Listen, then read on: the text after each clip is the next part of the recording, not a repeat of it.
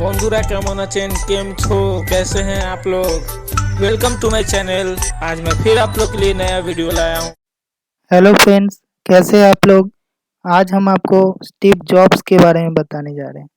Computer, laptop और mobile phone बनाने वाली कंपनी एप्पल के भूतपूर्व सीईओ और जाने-माने अमेरिकी उद्योगपति स्टीव जॉब्स ने संघर्ष करके जीवन में यह मुकाम हासिल किया।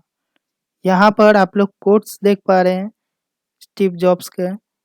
इस बात को याद रखना कि मैं बहुत जल्दी मर जाऊँगा। मुझे अपनी ज़िंदगी के बड़े निर्णय लेने में सबसे ज़्यादा मददगार होता है, क्योंकि जब एक बार मौत के बारे में सोचता हूँ, तब सारी उम्मीद, सारा गर्व, असफल होने का डर, सब कुछ गायब हो जाता है और सिर्फ वही बचता है जो वाक़ई ज़रूरी है। इस बात को याद करना कि एक दिन मरना है, किसी चीज़ को खोने के डर को दूर करने का सबसे अच्छा तरीका है। आप पहले से ही नंगे हैं, ऐसा कोई कारण नहीं है कि आप अपने आप को ना सुने। एप्पल के सीईओ स्टीव जॉब्स 12 जून 2005 को स्टैनफोर्ड यूनिवर्सिटी के एक प्रोग्राम में शामिल हुए, जहां उन्होंने अपने जीवन का सबसे प्रसिद्ध भाषण स्टे हंगर स्टे फूलिश दिया। इस स्पीच में उन्होंने अपने जीवन से जुड़ी 3 कहानियां सुनाई थी। स्टीव जॉब्स की पहली कहानी। देखिए, स्टीव जॉब्स ने पहले कहानी में बताया, मुझे कॉलेज से निकाल दिया गया था, लेकिन ऐसा क्यों हुआ? इसे बताने से पहले मैं अपने जन्म की कहानी सुनाता हूँ। मेरी माँ कॉलेज छात्रा थी और अविवाहित थी। उसने सोचा कि वह मुझे किसी ऐसे दंपति को गोद देगी जो ग्रेजुएट हो। मेरे जन्म से पहले यह तय हो गया था कि मुझे एक वकील और उसकी पत्नी गोद लेंगे, लेकिन उन्हें बेटा नहीं बेटी चाहिए थी। जब मेरा जन्म हुआ तो मुझे गोद लेने वाले पेरेंट्स को बताया गया कि बेटा हुआ है। क्या वह मुझे गोद लेना चाहते हैं? वे तैयार हो गए। मेरी माँ को जब पता चला कि जो पेरेंट्स मुझे गोद ले रहे हैं वे ग्रेजुएट नहीं हैं, तो उन्होंने मुझे देने से मना कर दिया। कुछ महीनों बाद मेरी माँ उस समय नरम पड़ी जब मुझे गोद लेने वाले पेरेंट्स ने यह वादा किया कि वह मुझे कॉलेज भेजेंगे। 17 साल की उम्र में मुझे कॉलेज में दाखिला मिले। पढ़ाई के दौरान मुझे लगा कि मेरी माता पिता की सारी कमाई मेरी पढ़ाई में ही खर्च हो रही है। मुझे समझ में नहीं आ रहा था कि मैं अपने जीवन में क्या करूँगा। आखिरकार मैंने कॉलेज ड्रॉप करने का फैसला किया और सोचा कि कोई काम करूँगा। उस समय यह निर्णय शायद सही नहीं था, लेकिन आज जब मैं पीछे देखता हूँ तो मुझे लगता है कि मेरा निर्णय सही था। उस समय मेरे पास रहने के लिए कोई कमरा नहीं था, इसलिए मैं अपने दोस्त के कमरे में ज़मीन पर ही सो जाता था। मैं कोक की बोतल्स बेचता था ताकि जो पैसा मिले उससे मैं खाना खा सकूं। खाना के लिए 7 मील चलकर कृष्ण मंदिर जाता था। रीड कॉलेज कैलीग्राफी के लिए दुनिया में मशहूर था।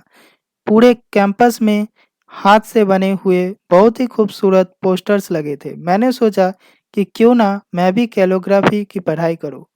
मैंने सेरिफ और सेन सेरिफ टाइपेप्स सीखे। मैंने इसी टाइपफेस में अलग-अलग शब्दों को जोड़कर टाइपोग्राफी तैयार की, जिसमें डॉट्स होते हैं।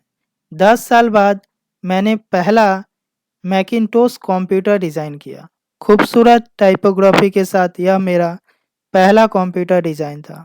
यदि मैं कॉलेज से नहीं निकाला जाता तो मैंने कैलिग्राफी नहीं सीखी होती तो मैं यह नहीं बन पाता। खुद पर विश्वास करना बहुत बड़ी बात होती है। ये स्टीव जॉब्स की पहली कहानी थी। स्टीव जॉब्स की जीवन बदलने वाली दूसरी कहानी। मैं इस मामले में बहुत लकी रहा कि मैं जीवन में जो करना चाहा मैंने किया। वोज और मैंने मिलकर गैरेज में एप्पल की शुरुआत की। इस समय मेरी उम्र 20 साल थी। हमने खूब मेहनत की और 10 सालों में एप्पल ने ऊंचाइयां छू ली। एक गैरेज में 2 लोगों से शुरू हुई कंपनी 2 मिलियन लोगों तक पहुंच गई और इसमें 4000 कर्मचारी काम करने लगे। हमने अपने सबसे बेहतरीन क्रिएशन मैकिन्टॉक को रिलीज किया। जैसे जैसे कंपनी आगे बढ़ी, हमने एक प्रतिभाशाली व्यक्ति को कंपनी संभालने के लिए चुना।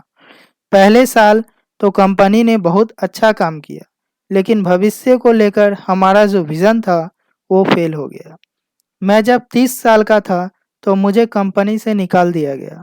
मुझे लगा कि मेरी ही कंपनी से मुझे कैसे निकाला जा सकता है। इसके बाद 5 सालों में मैंने एक कंपनी बनाई नेक्स्ट नाम से, और इसके बाद एक और कंपनी पिक्सर नाम से तैयार की। पिक्सर ने दुनिया की पहली computer animated feature film toy story बनाई। आज इस स्टूडियो को दुनिया का बेहतरीन एनिमेशन स्टूडियो माना जाता है। इसके बाद एप्पल ने नेक्स्ट को खरीद लिया और मैं वापस एप्पल पहुंच गया। हमने ऐसी टेक्नोलॉजी बनाई जिसने एप्पल को नया जीवन दिया। मुझे लगता है कि यदि मुझे एप्पल से नहीं निकाला होता तो मैं यह सब नहीं कर पाता। कभी-कभी जीवन में ऐसे पल भी आते हैं, लेकिन हमें इससे घबराना नहीं चाहिए। आप जिस काम को करना चाहते हैं और वो ही कर रहे हैं तो आप कभी हार नहीं सकते। आप अपनी मंजिल पर नज़र रखें और आगे बढ़ते रहें। जीवन में कोई ना कोई उद्देश्य होना बहुत ज़रूरी है। इसके बिना आगे नहीं बढ़ सकते।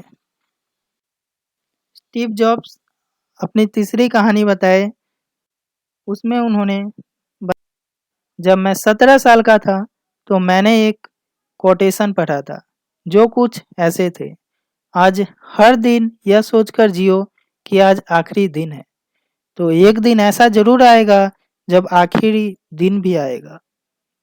इस बात ने मुझे बहुत प्रभावित किया। 33 सालों से मैं रोज़ सुबह शीशे में अपना चेहरा देखता हूँ और यही सोचता हूँ कि यदि आज मेरा आखिरी दिन है तो मुझे वह करना चाहिए जो मैं चाहता हूँ। कई दिनों तक मुझे अपने सवाल का जवाब नहीं मिला। मैं जल्दी मर जाऊंगा, यह सोचकर मुझे जीवन में और ज़्यादा काम करने की प्रेरणा देती है। कुछ साल पहले ही मुझे कैंसर का पता चला।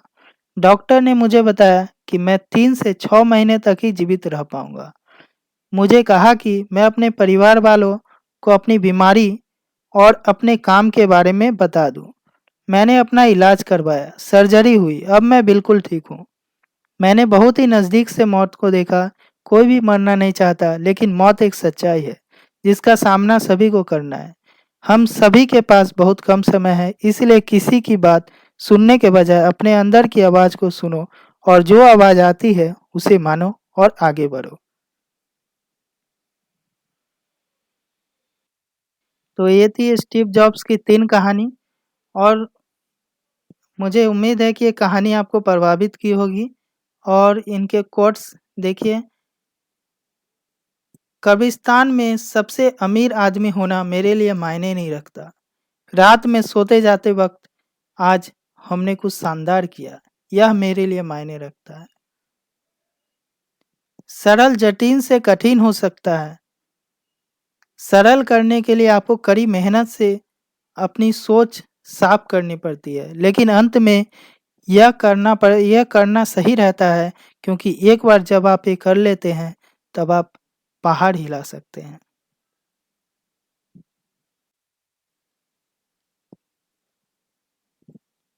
इनकी ये कोट्स बहुत ही इंस्पिरेशनल है। आप बिंदुओं को आगे देखते हुए नहीं मिला सकते, उन्हें केवल पीछे देखकर ही मिलाया जा सकता है। इसलिए आपको यह विश्वास करना पड़ेगा कि किसी न किसी तरह आपके जीवन बिंदु भी भविष्य में ज़रूर मिलेंगे। आपको कुछ चीज़ों जैसे दृढ़ निश्चय, भाग्य, जीवन, कर्म आदि पर विश्वास करना ही पड़ेगा। यही दृष्टिकोण मुझे कभी निराश नहीं होने देता और मेरी ज़िंदगी में सारे बदलाव इसी से आए हैं। होप आपको ये वीडियो पसंद आई होगी। बहुत ही इंस्पिरेशनल वीडियो थी स्टीव जॉब्स की, जो कभी हार नहीं माने और ये मंजिल तक पहुँचे। Thank you.